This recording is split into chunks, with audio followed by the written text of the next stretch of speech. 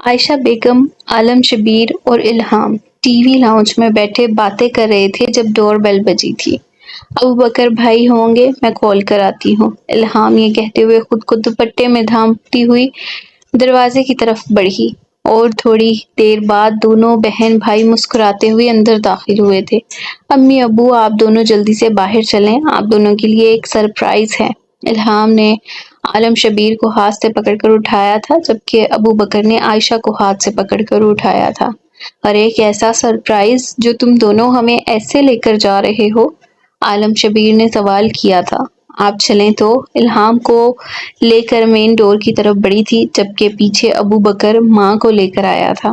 الہام نے ان کو دروازے سے باہر کھڑا کر کے ابو بکر اور ماں کو باہر جانے کو راستہ دیا تھا، جبکہ خود چہرے کو ڈھانپے دروازے پہ کھڑی تھی جبکہ وہ لوگ باہر تھے۔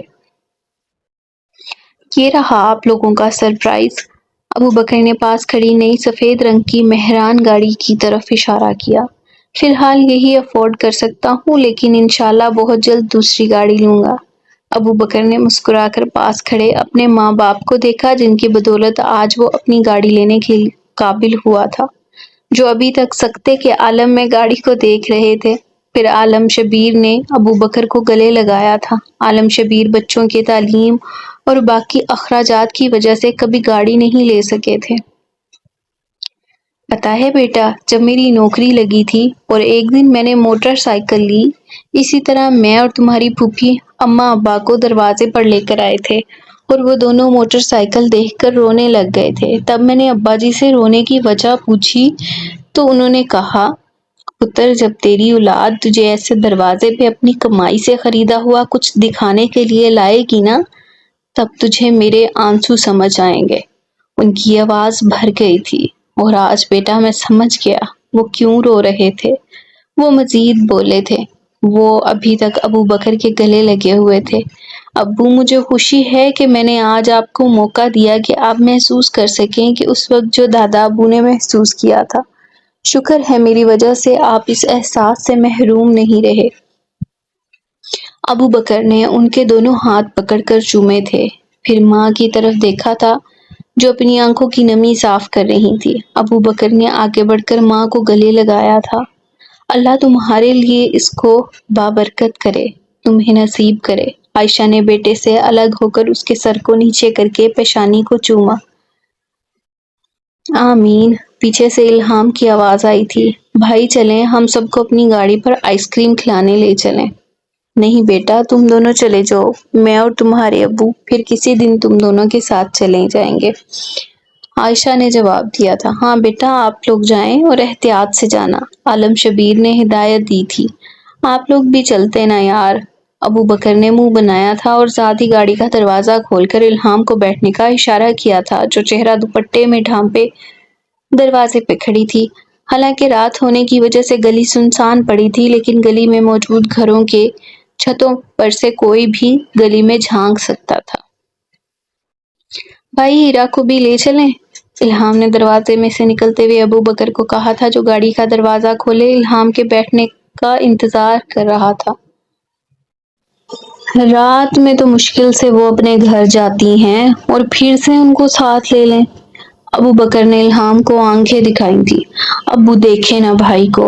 الہام نے منہ بنا کر عالم شبیر کی طرف دیکھا تھا، جو چمکتی آنکھیں لیے عائشہ کے ساتھ کھڑے اپنے بچوں کو دیکھ رہے تھے۔ اچھا لے جائیں گے، پہلے گاڑی میں تو بیٹھ جاؤ، ابو بکر نے باپ کی ڈانٹ سے پہلے جواب دیا، جو اس بات پہ مسکرا رہے تھے۔ الہام گاڑی میں بیٹھی تو ابو بکر نے گاڑی کا دروازہ بند کیا اور ماں باپ کی طرف آیا، امی ابو ہم تھوڑی دیر میں واپس آتے ہیں، ان کے پاس رک کر کہا۔ ٹھیک ہے بیٹا، بہن کا خیال رکھنا، فی امان اللہ۔ عائشہ نے ہمیشہ کی طرح بیٹے کو نصیحت کی تھی۔ جی خود سے زیادہ رکھوں گا، ہمیشہ کی طرح، یہی جواب دیا گیا تھا، اور گاڑی کی طرف بڑھ گیا۔ وہ ایسا ہی تھا، ایک فرمانبردار بیٹا اور ذمہ دار بھائی، جو بہن کے لیے گھنا سایہ تھا۔ شبیر عالم بیوی کے ساتھ اندر کی طرف بڑھ گئے تھے۔ ابو بکر نے گاڑی سٹارٹ کی تھی، جبکہ الہام گاڑی میں بیٹھی گاڑی پر غور و فکر کر رہی تھی۔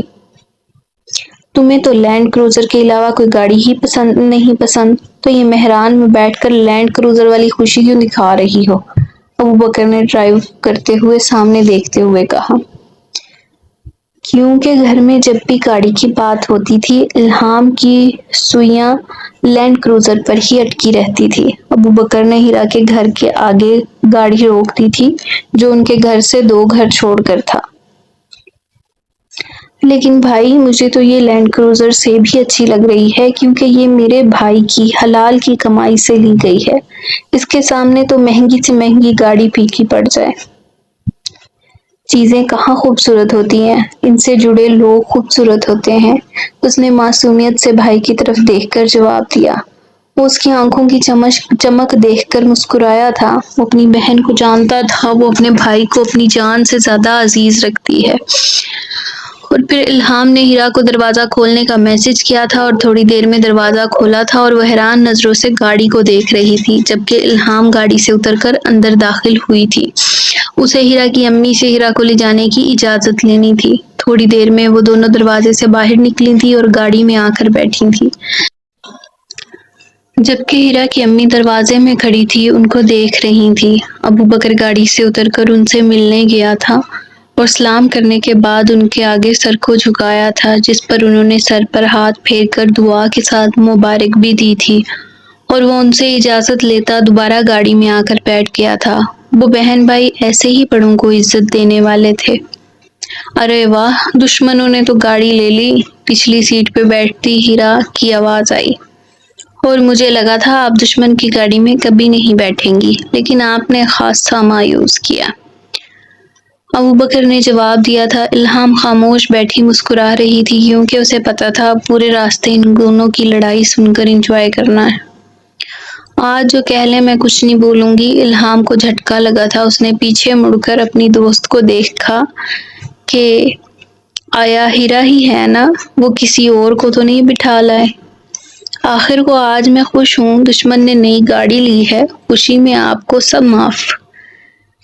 ہیرا نے الہام کی پریشان شکل دیکھ کر اس کی مشکل آسان کی اور الہام نے فرتے جذبات پورا پیچھے مڑ کر ہیرا کا ہاتھ پکڑا تھا اور ابو بکر ڈرائیو کرتے ہوئے مسکرا رہا تھا۔ ہاں، وہ ان کی فیملی کا ایک فرد ہی تو تھی جو ان کے غم میں آنسو بہاتی اور ان کی خوشی میں مسکراتی تھی۔